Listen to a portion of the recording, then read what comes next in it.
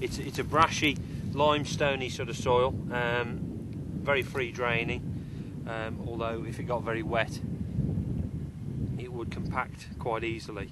The thing we're trying to achieve in this field is moving a certain degree of the soil, but not move everything. If we get in deep enough to create some drainage channels with the tines, got to let the water drain away. We're also helping to mix the straw in to get that to break down. But by leaving some parts of the field unmoved, that's supporting our next operation. So the drilling tractor coming in behind won't just sink in out of sight if it gets wet. This part of the soil profile hasn't been moved completely. We've got some drainage channels that have been shattered well, but I'm not too worried about this because the soil's in pretty good condition, fairly easily draining, and it's fairly easy to penetrate by the roots. So we can leave that intact, and that acts as a bridge for the following tractors to ride on. And if we'd moved everything in that profile, we've got to be able to consolidate everything. If we don't and it comes wet, the machines will sink into that, and we won't be able to travel.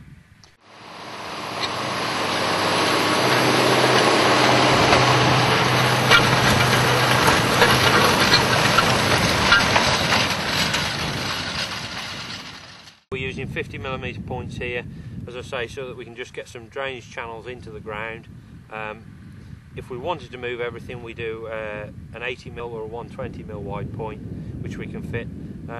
But I wouldn't want to go too deep with those because you end up bringing a lot of wet soil up from the subsoil.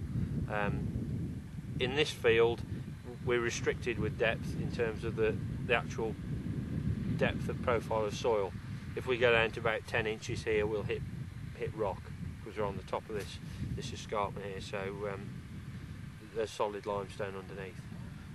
Okay, this is the 3-metre top-down cultivator we're using today. It's based along a disc, tine, press wheel arrangement. The tines in the centre of the machine we can adjust down to a maximum of 12 inches depth, and then the discs on the front, they work a little bit shallower than we've got the tines. In this field today, as I explained earlier, we've got the tines running around 6 inches depth, and the discs on the front working the full width of the machine at around 3 inches depth.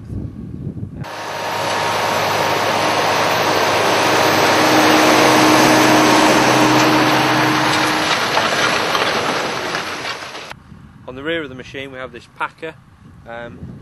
This can be controlled via hydraulics for depth and also pressure.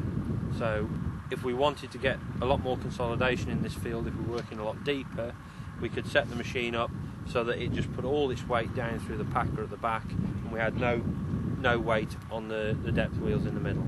So that would give us maximum consolidation. As it is here today, we're not working at maximum depth, so we've got this part of the machine just in float really, just with its own weight down on the surface of the soil, and that's given us plenty of consolidation.